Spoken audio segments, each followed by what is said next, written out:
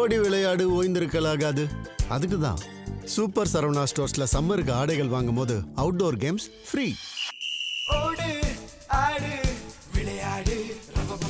Super Saravana Stores summer கோடையை கொண்டாடலாம். தமிழக அரசியல்ல சசிகலாவால் பிளவு,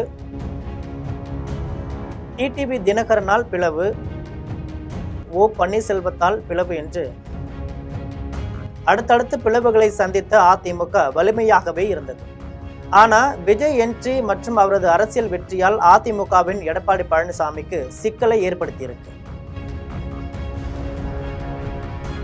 தாவேகாவிற்கு வேலுமணி தரப்புல 25 எம்எல்ஏக்கள் ஆதரவு தெரிவிச்சிருக்காங்க.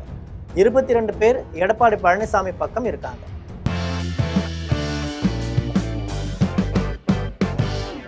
அதிமுகவின் இத்தனை குழப்பம் இருக்கிறது. எவ்வளவு பெரிய பிளவை அதிமுக சந்திக்கும் நிலையில அது பற்றி வாயை திறக்கவில்லை. தாவேகாவிற்கு ஆதரவு அளித்தது குறித்தும் வாய் திறக்கவில்லை.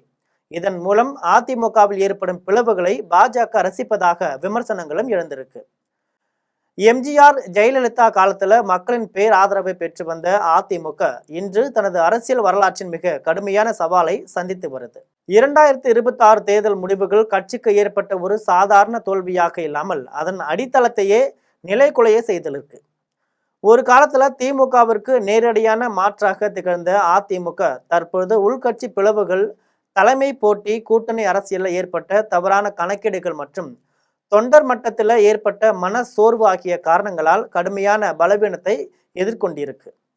தற்பொழுது அதிமுகவுக்குள் உருவாக்கியுள்ள மோதல் சாதாரண அதிகார போட்டியாக மட்டும் பார்க்க முடியாது.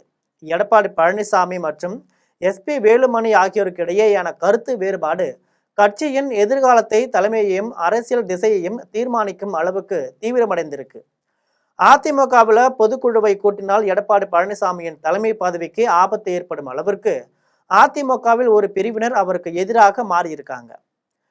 ஏனெனில் அதிமுக சட்டமன்ற குழு தலைவர் பதவியை சுற்றி உள்ள விவகாரத்துல வேலுமணி தரப்புக்கு 25 எம்எல்ஏக்களும் எடப்பாடி தரப்புக்கு 22 எம்எல்ஏக்களும் ஆதரவாக இருப்பதாக கூறப்படுது. எடப்பாடியின் ஒற்றை தலைமை என்ற அரசியல் உருவாக்கத்திற்கு பெரிய பின்னடைவாக வந்திருக்கு. இதுவரை கட்சியை முழுமையாக கட்டுப்பாட்டில் வைத்திருந்ததாக கருதப்பட்ட எடப்பாடி பழனிசாமிக்கு இது ஒரு அரசியல் எச்சரிக்கை மணியாகும். 2026 தேர்தலுக்கு முன்பே தாவேக தலைவர் விஜயுடன் கூட்டணி அமைக்கும் வாய்ப்பை அதிமுக தவறவிட்டது. தற்பொழுது வேலுமணி, சி.வி. சண்முகம் தரப்பு வைக்கும் விமர்சனமாக இருக்கு. இது அதிமுக உள்கட்சிக்குள் மிகப்பெரிய அரசியல் தவறாக விமர்சிக்கப்படுது. இன்று வேலுமணி ஆதரவு அணியினர் நம்பிக்கை வாக்கெடுப்புல விஜய்க்கு ஆதரவாக வாக்களித்தது அதிமுகவின் அதிகாரப்பூர்வ அரசியல் நிலைப்பாட்டையே கேள்விக்குறியாக்கி உள்ளது. இதன் மூலம் கட்சிக்குள் ஒரே அரசியல் கோடு இல்லை என்பதும் வெளிப்படையாகி இருக்கு. SP Velumani, CV. சண்முகம் மற்றும் சி. விஜயபாஸ்கர் ஆகிய மூத்த தலைவர்கள் ஒன்றிணைந்து செயல்படுவது எடப்பாடி பழனிசாமியை கட்சிக்குள் தனிமைப்படுத்தியுள்ளதாக அரசியல் வட்டாரங்கள்ல பேசப்படுது.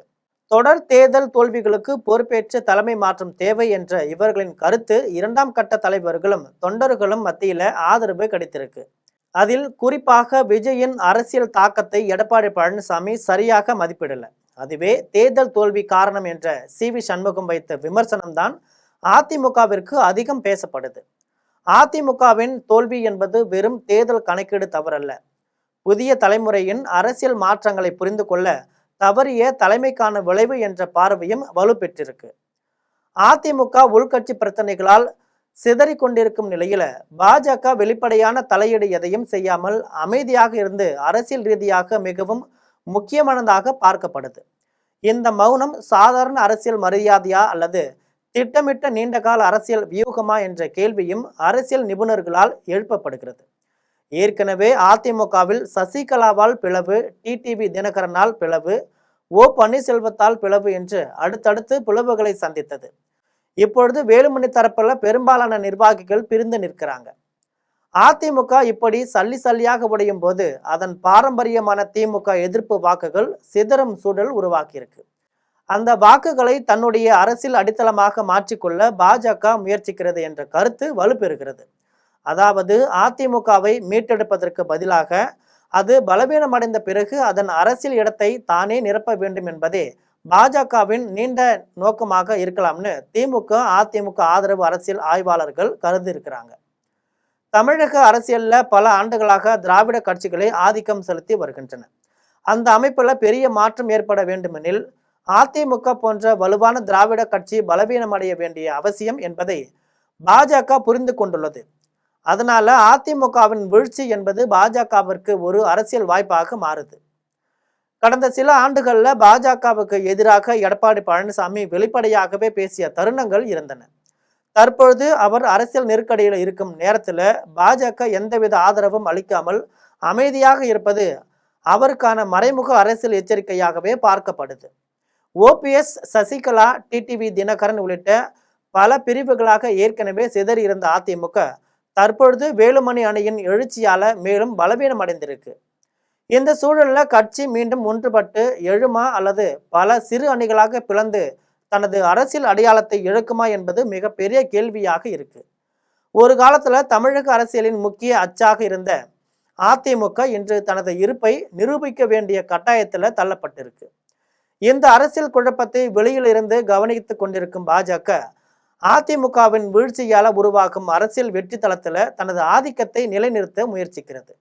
2026க்கு பிந்தைய தமிழக அரசியல் அதிமுகவின் எதிர்காலத்தை கேள்விக்குறியாக்கியதோடு மட்டுமல்லாம புதிய அரசியல் சக்திகள் உருவாகும் வாய்ப்புகளையும் திறந்துவிட்டுள்ளது.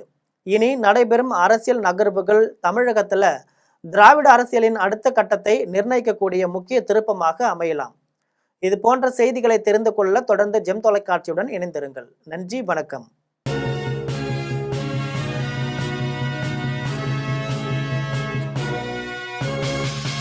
ஓடி விளையாடு, ஓய்ந்திருக்கலாகாது. அதுக்கு தான் சூப்பர் சரவணா ஸ்டோர்ஸ்ல சம்மருக்கு ஆடைகள் வாங்கும் போது outdoor games free. Super Saravana Stores summer கோடையை கொண்டாடலாம்.